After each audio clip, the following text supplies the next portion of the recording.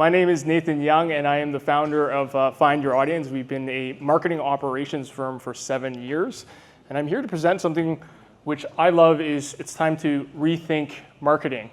It's a really important topic to me because I love marketing. I love the challenge of marketing. I love how complex it is. I love how every single business seemingly gets different outcomes, which is why it's really confusing. But first, just a little bit about our company and just about our team. We've worked with 50 plus different clients. Average engagement is usually 3 years, which means we don't often get fired. And we have 26 people dedicated to build your brand. And more importantly for us, some of the biggest clients we work with is some of the names that you guys might know, which we'll bring up.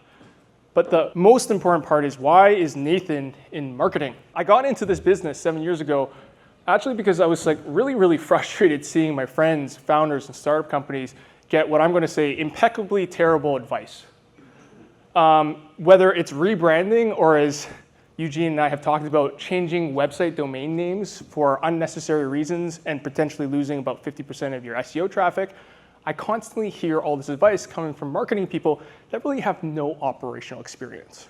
And that's incredibly frustrating. So for me, I've had 15 plus years in C-suite activities, so I'm very privileged to be able to work across different industries, categories, SaaS companies, service companies, asset-based companies, and essentially really learned what marketing meant to all these different industries and companies. I'm a tactician by heart. I've been doing SEO since I was a kid, essentially a teenager. For those that are aware, I used to do black hat, which means I was doing stuff a little bit in the gray. And I also have 9 years of digital media buying, and that was actually because I was a CEO of an ad technology firm, and I really started doing affiliate marketing. So if anyone knows that, that's essentially where I'm arbitraging traffic for CPAs. Some fun companies that we get to work for is one of my largest clients is Constellation Software. Why do I say that? Is because anyone who works with them knows that they're incredibly ruthless with marketing people, and I haven't been fired yet. So we work with 6 to 7 of their portfolio companies and what they like to call their bums and portfolio managers. I am at least a name that they know. That's partly because of some people here. Joel talks to a lot of people, so my name somehow finds their way there. And also Alpine out of San Francisco, similar model as Constellation.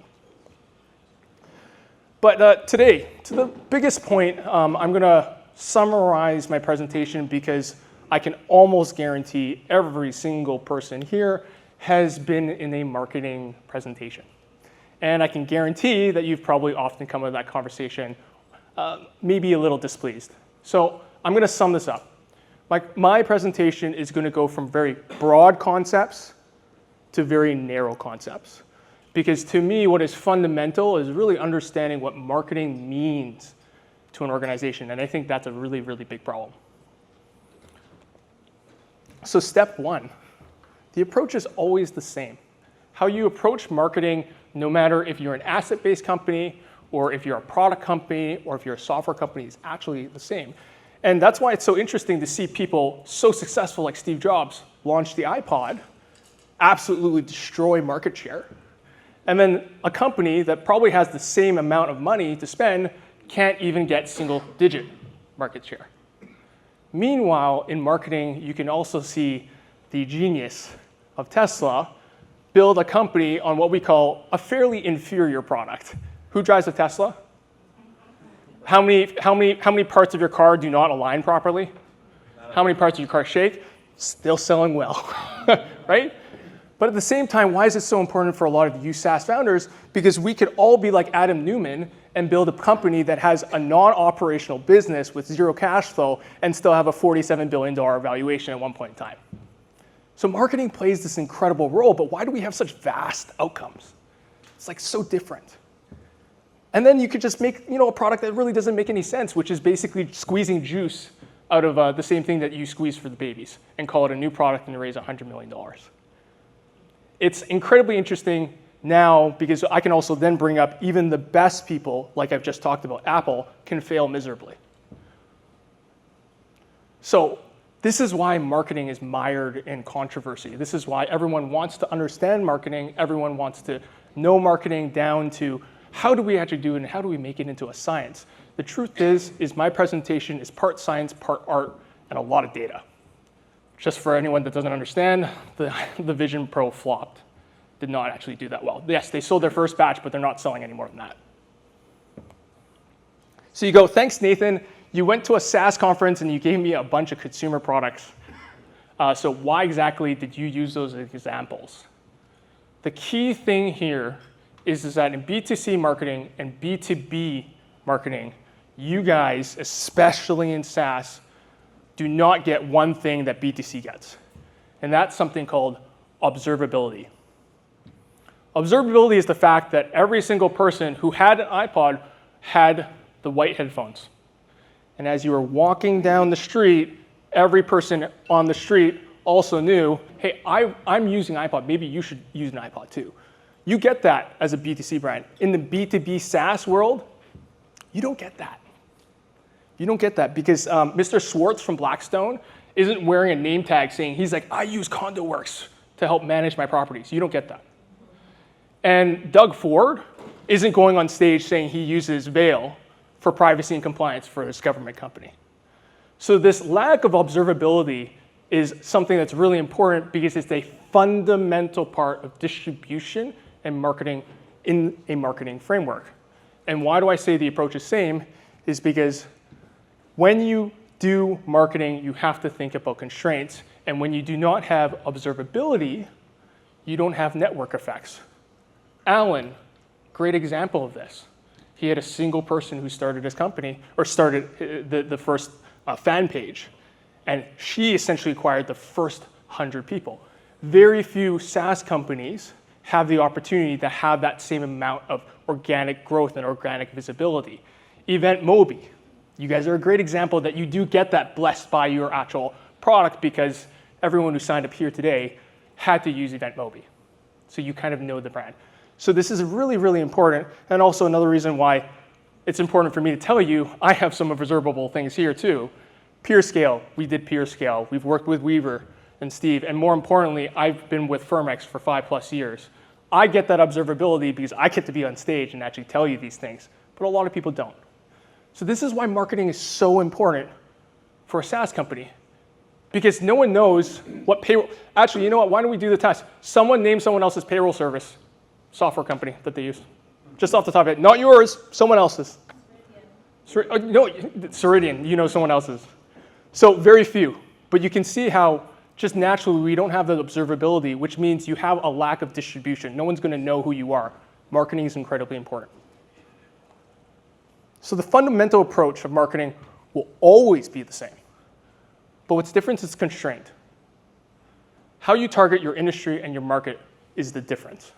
So I wanted to kind of debunk this myth because it's really important because people think it's different. It's not. And I've realized this across different asset classes, different size markets, different size businesses we're selling to, it's always the same.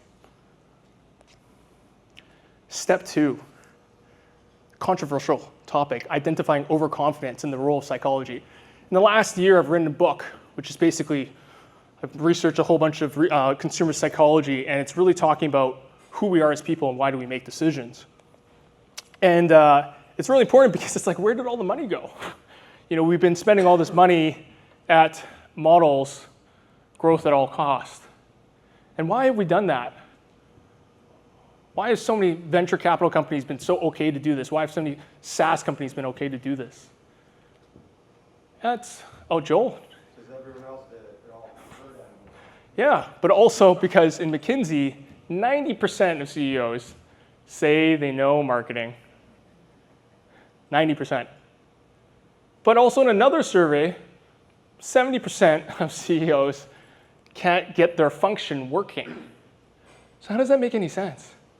We have 90% of CEOs say they know marketing, but 70% of them can't get their function to actually work. Doesn't sound like they might actually know marketing. And this can all come down to a very simple cause. There's a systemic disconnect, of what today's society really thinks marketing is. And that comes down to basic consumer psychology. We are all susceptible to selection bias. We are terrible at selecting random things for us to understand. And that's mostly because we have availability bias and accessibility bias. We are all not immune to this. It's just very natural. It's very innate in us. And what that means is you will remember the best marketing campaigns because they are the most accessible for you to remember. But you forget that that doesn't necessarily mean there was not a lot of work and time and money to be built into this campaign, which makes a lot of people feel like CEOs, 90% of them, feel like they understand that marketing is easy. But the difference between easy and mistaking abstract, high-level understanding versus detailed mechanistic knowledge is another consumer psychology topic called the illusion of explanatory depth. This is actually defined. So a lot of people say this. So for example, can anyone tell me how this glass is made on your table? But a lot of you will say, I know how glass is made. So this is the difference. A lot of people will say, I know marketing, but do you actually know marketing? This is my favorite graph. For all of you those that are interested, there's something called the Dunning-Kruger graph. And this is a journey that I'm going to be taking you through during this presentation. And there's something called peak Mount Stupid. So we have confidence on the top left, and we have competence at the bottom time. And as we go through my presentation, I hope we go through this journey together and we learn about marketing. But this is probably, I'm going to say highly likely why 90% of CEOs think they understand the benefits of marketing. But 90% of CEOs, again, are not willing to produce graphs that people pay me a lot of money to produce off the top of their head. Because this is not mechanistic knowledge. This is not something that you guys are professionals on. This is something that professionals are supposed to be having and why you pay for them. But also, those same CEOs that are overly confident will then tell their marketing team, you should do the marketing flywheel by HubSpot. You should follow that. Why aren't you following the flywheel? Why aren't you following the inbound engine? Well, it's because you forget that the details required to do all of that, for anyone that's ever done a detailed analysis of HubSpot, is they have 710 marketing employees. Does anyone have 7 marketing employees? Anyone in this room? Okay, you do. Anyone have more than that? No? So unlikely for you to execute well on this marketing flywheel. You then also forget that they have a $1.6 billion sales and marketing line item. And lastly, that they're willing to spend $105.3 million of cold, hard cash a year on pure ad spends. Last thing about consumer psychology before I continue is category heuristics. I'm going to breeze through this because there's actually a lot of detail. If anyone's interested, this is a really, really important graph, especially for everyone in SaaS. Category heuristics are these things that essentially force us to change how we think about something last minute. And it's incredibly important because in smartphones, and I know this is not relevant to you guys, but this is relevant in the sense that this model still works across every single asset class. These different social heuristics change and influence. And this is actually the most interesting graph because given the first choice, obviously, they buy 100%. In the moment, right before they purchase, mere exposure. So for all those that know the comparison tables, G2, Software Advice, all those kind of websites, just being close to them, you can change opinions by 17.6%. Now, second choice supercharged is when you have more heuristics right beside your comparison. Being charged a little bit, 36.4. Being supercharged, 76.9. So for those people that go, I don't want to be on the comparable listing websites, I don't want to do any of those, yes, you're right. Sometimes they don't have a lot of traffic. But knowing that even just being exposed could change opinions, would you be willing to do that now? So consumer psychology plays a massive role, and I really want to instill this because if we look across all asset classes, this impacts all asset classes. So that's why it's important. I know I use smartphones, but you can see for TVs, children's toys, cars, smartphones, sofas, car insurance, every asset class this impacts, including software. Why is this important for you? Human psychology plays a major role in your internal operational ability to execute and outlines your internal capability to actually drive influence. So if you are overconfident in your marketing capabilities, you're going to overlook a lot of things, and that's not going to do you any favors. But you should also know you actually have a lot of capability internally to actually influence people in the market. So now we're here in the valley of despair. So I've taken your overconfidence and hopefully I've educated on some things that maybe you may or may not do inside of your organization or have not known. And I want to talk about a touchy subject, which is MQLs matter, but trust matters more. I think often with the companies that I talk to, we're like, what matters the most for marketing? What does marketing really need to do? Is it generate value? Is it generate revenue? Is it trying to figure out product market fit? Is it CTR rates? Is it the conversion rates between MQLs and SQLs? Is it page views? Is it impressions? It goes on and on and on. But at the end of the day, if marketing can't build trust, no one is going to actually think you can attain a desired outcome. And there's actually a systemic problem with marketers building trust. This is a fun stat too for everyone to enjoy. Because our profession as a marketer is in the worst profession to actually build trust. Because based on Ipsos trustworthiness index of professional services, we are last for trustworthiness. So the very people that are supposed to help your organization build trust, you inherently actually don't believe them. But there is some silver lining to this, is we're second last. Politicians are actually ranked last. Why is this a problem? Because we inherently think not only very highly of ourselves, so what happens is that 90% of CEOs think that their customers trust them. But when actually given the survey to their customers, only 30%. So what happens when you're a little too overconfident? You're not going to try to impact that 60-point gap. And what do you think happens for a lot of the companies we talk about selling more to the same names and brands and logos? How are you going to sell more when only 30% actually trust you? It means you're probably not doing a great job. It means your account managers aren't touching base enough. It means you're not doing enough education. It means your customers do not feel engaged. So building trust determines if people feel confident they can attain their desired outcomes. Step 4, rethinking what a marketing campaign really looks like. I'm sure everyone's kind of familiar with this graph and this chart because it looks very good. You have an idea, you have development, growth, maturity. This is the same thing as a venture capital startup, but the one thing I have changed are the titles. But does everyone understand the fact what happens here? What happens here? We lose money. And then we break even, and then we scale. But for some reason, ideally, right? But for some reason, at least in my tenure as being a marketing person, every single time I have started a campaign, they expect us to start here. But it's okay for you guys to spend $2 million on a product and not make anything.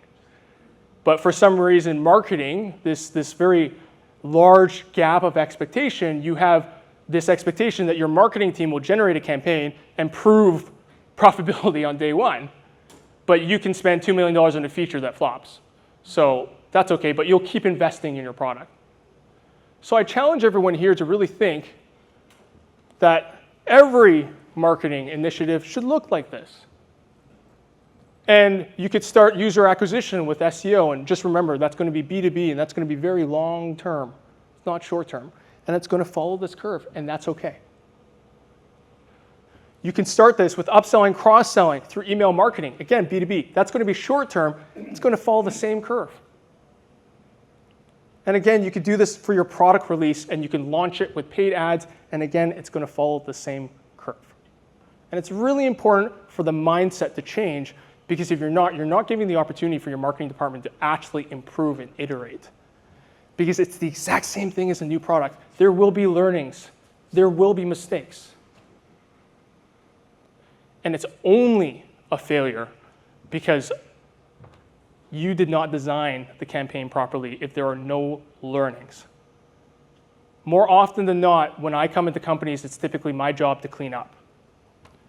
And when I've entered companies, I've seen companies that have been operating their marketing function for 5+ years, have spent multi-million dollars, and for some reason, no one can tell me what ad worked and what ad didn't. How does that happen? How is it that no messaging history has been documented? How come no one understands which assets are the best? How come I have no sales preferences? All I have is, oh, Nathan, we don't have MQLs. I was like, thanks. You have 5 years of experience and you have a couple $1 million to spend, but for some reason, no one can tell me what worked and what didn't. It's because you did not design the campaigns well. So if you can design products and understand how products fail, why can't you design campaigns so that you actually learn from the market? That is where you have to pivot. And this is my favorite thing that I have learned because I'm also a media buyer and I was an affiliate media buyer and I learned this. Every marketing channel, I mean every marketing channel, works for all businesses. I know this sounds crazy, but Pinterest could work for your business, even though it's predominantly females over the age of 40 that like to design things. And why that is because no matter the brand and your offer, and whatever channel you go into, the channel has an audience. And inside that audience, there is always a converting audience. Always. No matter what, there's always a converting audience. So I don't care if it's YouTube, I don't care if it's Twitter, or X, I don't care if it's Facebook, Instagram, TikTok, Snapchat, whatever else you'd like to call it, newspapers, radio. There's always a converting audience, no matter what. The blue represents kind of the total audience, and the orange is your initial converting audience. When you start, you will always get the top of that, kind of the shooting fish in the barrel right at the top. And as your campaign continues to go, you actually drain that converting audience, which is essentially why your CPAs will change through time, your cost per action. And then you'll sooner or later hit something called audience fatigue. So for those that are maturing businesses and you're looking for scale and growth, you've seen this in your channels. You've seen the fact that certain channels in your business are no longer bringing you profitable growth. And that's because you're hitting audience fatigue, which means inside of the total channel, you have maximized everything inside of the converting audience, which is why you have to start moving channels. And this is important because when you start a business, especially a startup and your bootstrap, you start with a single channel. You go to cross-paid media, and then ultimately you start looking at everything else. So this actually comes from a presentation I did for Rhino VC, where I bored them to death for 2 hours on just technical media buying and understanding channel incrementality strategy, which is fancy words for how much can I squeeze from this lemon? So different models, different ways to measure and grow your business, and all of it is based on your business maturity. And this is the same thing as crossing the chasm. So the concept that I've just showed you about the audience is the same thing as crossing the chasm, because essentially the people that you actually get are the easiest people. What becomes much difficult is when you get to the early majority. So this same model applies to every single channel. So they all work, but now we're going to get to more technical details. How do I actually apply this to my business? How do I actually do this in such a way that it makes sense for me? So Nathan, you've given me a bunch of foundational perspectives of what marketing is. What does this look like mechanistically inside of my business? How do we reprioritize marketing? And this is the number one thing that I think my job is for almost every organization I ever worked at. Everyone can do marketing. Anyone here can start an AdWords campaign. But the point is that my job is to figure out what channels to do when, based on the probability of success, based on the constraints of the business, to ensure consistent growth. Because all of you could buy a Super Bowl ad, but none of you have that money. All of you can do Google Ads, but some of you will actually have some detailed knowledge, but some of you will have none. All of you have, or some of you will likely have kids who will be amazing at TikTok and do short reels. Some of you won't. So we can all do marketing, but the real question is, how do you reprioritize it? How do you actually figure out what to do first? So I know this is simple, but step one, map the journey. Out of curiosity, who has a full journey mapped of all of their buyers inside of their buying consortium? Does anyone know what the buying consortium is? It's just all the people that make the decision. Can anyone put up their hand saying, you know exactly how a buyer makes a decision inside of their mid to enterprise businesses? So this counts a little bit for smaller size businesses. So Venngage, a little bit more linear, right? Weaver, a little bit more complicated.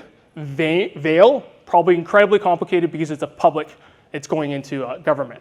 So the mapping the journey is a little bit more complicated because everyone in that buying consortium goes through what they call the messy middle. So this is a beautiful graph from Google, which explains that we all thought that life lives like a funnel, and we just all go up the staircase and then we make a purchase, or we fall through the funnel and then we make a purchase. That's not how it works.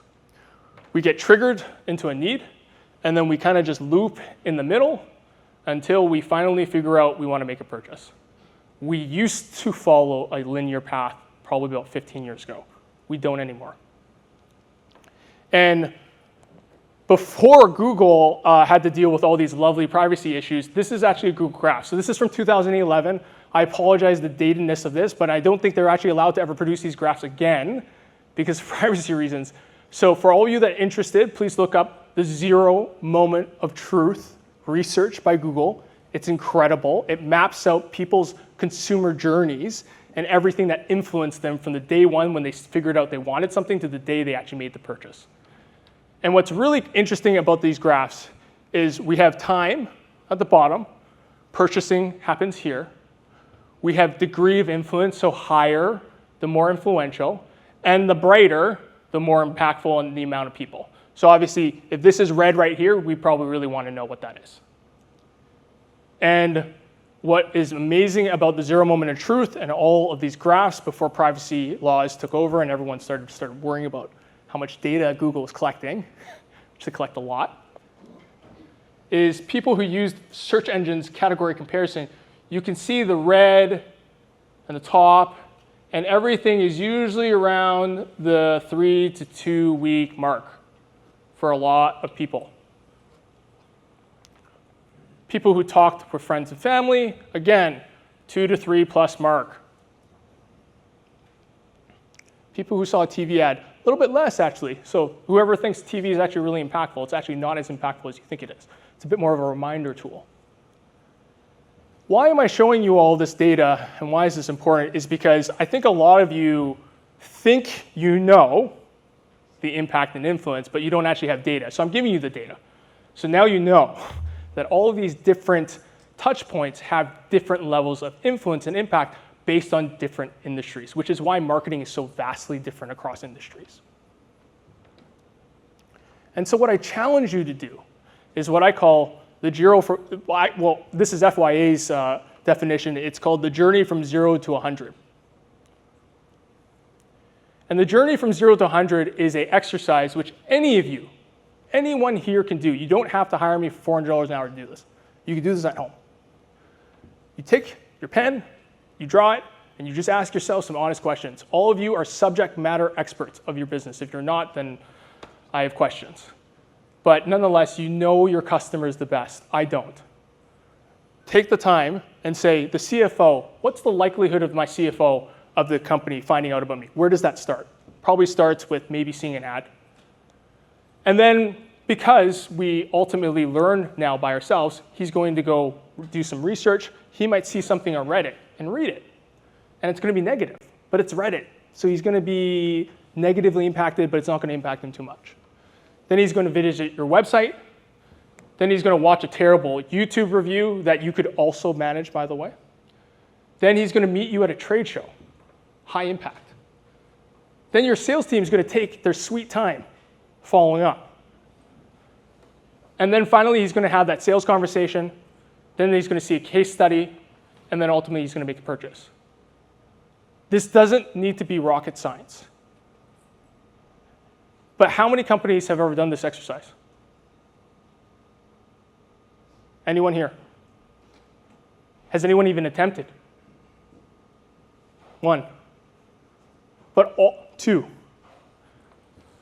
Two people in this room. You're all very smart people. This isn't an expensive exercise. But what it will obviously tell to you anecdotally is, why are we going to trade shows? Why are we spending money on social media? Why are we doing Google Ads when we anecdotally, even ourselves, don't even think that has great amount of influence? If we don't, then you have to ask yourself, why are you prioritizing it? And if you don't believe my model, Google's done their own version of it. So we are all saying the same thing. Different touch points across different devices ultimately lead to a purchase.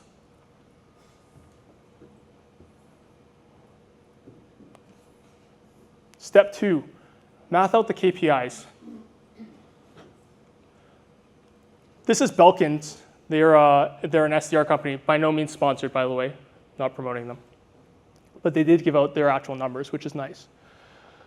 Cost per lead, everyone understands cost per lead. I don't think I need to educate anyone on that. But these are the average cost per leads that they're seeing. Cold email, cold calls, Google ads, LinkedIn ads, Facebook ads, SEO content, review platforms. I think it's self-explanatory. But you can tell numbers are pretty high. This is another one where they're talking about cross industries. I've highlighted B2B SaaS, where they're saying average cost per lead is about 300, average organic is about 160. So common theme here, Belkin's and this company, organic's cheaper usually. But then we get into cost per customer, right? Because not all leads turn to customers. Gets a little expensive. FinTech for enterprise, $15,000 per customer. Sounds about right. Project management, we're looking at about $7,500 for enterprise. Sounds about right. Staffing and HR, about the same price. Seems all reasonable. So why is mathing out the KPIs so important? Is because going back to my previous point, when you launch your campaign, it's going to follow a graph like this. And your goal would be a 3 to 4 1 CAC ratio. Please stop me if I'm using acronyms and I'm being a marketing snob using acronyms. Everyone understand LTVs, CACs, and cost per leads, okay? Nope. So cost per lead is the cost per action sometimes, but it's usually just a form fill. Cost per CAC is a customer acquisition, so that should actually be a customer, so that's a closed lead. And then LTV should be the value of that lead. So the average value of your client, so it's a $500 a year software company for the subscription. Say that average customer stays there for 10 years, it's $5,000. So ideally, when you're acquiring a customer here, and if it's a $5,000 LTV, you should be acquiring that customer for $1,000, ideally. But that's maximal optimization. I want to go through this chart because this is actually very descriptive of what a campaign actually looks like. The line here is the normalized cost per action. So what I'm trying to say here, again, is just another kind of perspective of that circle.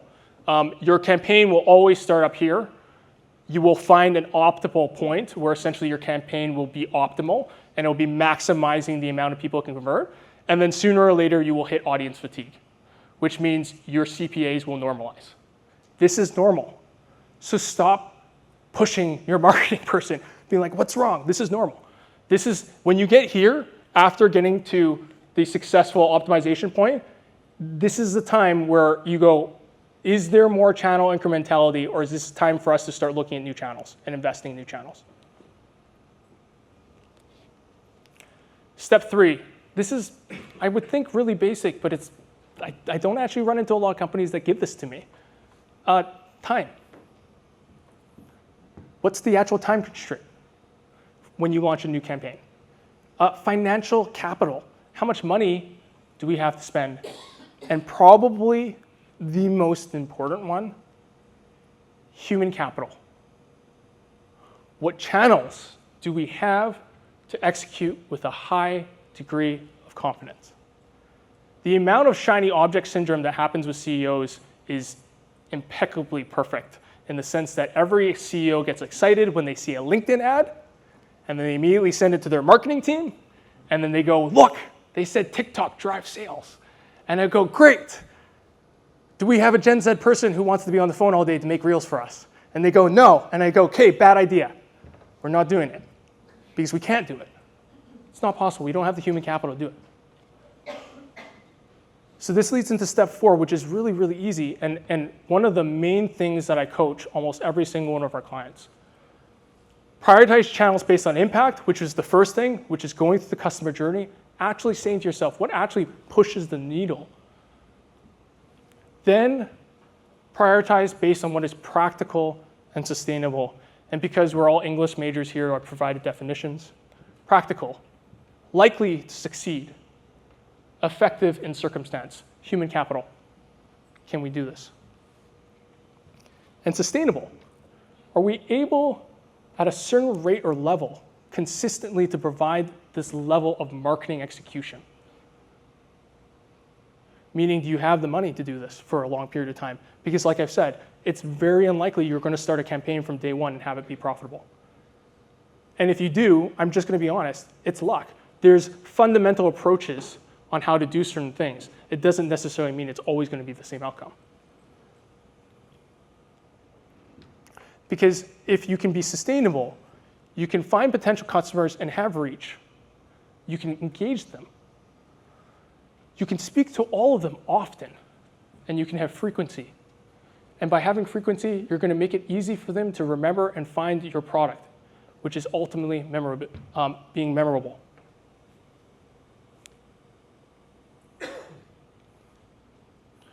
So now we're slowly moving up the journey of the Dunning-Kruger slope of enlightenment. I'm hoping everyone is learning something. I hope for tough questions after this. But I think actually the part that is deepest to me is my learnings. What has working with 50 plus companies taught me? So I will say, and I'm very honest and open about this, of the 50 companies, we have failed 10 companies. Failed. We were fired. I can admit that. And what I've recognized is all of them follow the same behavior in the sense that we don't push back hard enough on some very key items. And these are the key items that all 3 had. And I now no longer accept any clients that don't accept us pushing back on this. No marketing budget is no marketing function. Hands up for anyone who actually has a hard-lined marketing budget. How many have you a soft discretionary one? Okay. So when you have a soft discretionary one and you have limited human capital, what you are doing is you're putting your human capital, which is limited, into a position of which they have to ask and propose ideas for budget of which you will disapprove. So essentially, your limited human capital, you are limiting further by actually having them produce work which is actually not going to be impactful or effective for your business at all. So do yourself a favor. If you have a marketing function, you need to have a marketing budget. And they need to be in charge of that marketing budget, and they need to have ownership of that marketing budget, because then, if you don't, there's no point of having a marketing team. You might as well just hire someone else and just control them. Can't call that a marketing function. That's just an administrative assistant with a marketing title. Design by committee. I have never once gone to the CFO and said, before you buy that payroll software, I think I need to review it. But for some reason, everybody from sales to marketing to product to engineering will go, hey, before you release that white paper, can we take a look at it? Oh, hey, before this ad goes out, can we review it? Oh, you know what? That color green. I'm not a fan of that color green. But again, has anyone ever gone to their legal team and reviewed what software they're using, or their lawyers? Has anyone from marketing gone into finance and told you, hey, your payroll software is a little off? It's not. So for some reason, marketing gets no protection of the swim lane of responsibilities. Everyone feels like they're a marketer, and that's very much based on the consumer psychology I just talked about. Everyone actually thinks marketing is easy, because it's very easy to remember great marketing, because that's our job, to generate great marketing pieces. But it's not easy to actually generate them things. So there's an inherent ability for people to do design by committee, which basically destroys your marketing function. It makes it almost impossible for the marketing function to operate well. Every time we've had a C-suite that essentially would not allow us to produce any asset without 3 or 4 people, we have not done well because essentially our timelines get pushed by months. And we have not been able to generate impact. And this one is not a fun one I have with some of my clients. I sometimes do product discoveries very forcefully at the beginning of our engagements. I know a lot of client companies get a little annoyed about this, but it's not me trying to be mean. It's me trying to understand what exactly am I marketing, and do we actually have a feature set that is differentiated in the market. I've actually talked to a couple people in the room about this. And it's not that it's bad. And I won't name my client's name, but I will say I have a client who doesn't have best-in-class features. But that's fine, because lying to me and saying you have best-in-class features just means I'm promoting a bunch of things that you already know isn't best-in-class. But you're also going to be the judger, the executor, saying you're fired because you promoted ads on something that you knew was not better than your competitor. So be honest with the marketing team and say, we don't have best-in-class features. This is the best-in-class we do have. It's not really sexy, but it is the best. Because then at least your marketing team can focus. If there is lipstick, then we'll market the lipstick. We just can't market the pig. So being honest about your product is incredibly important because you're just handicapping your marketing team otherwise.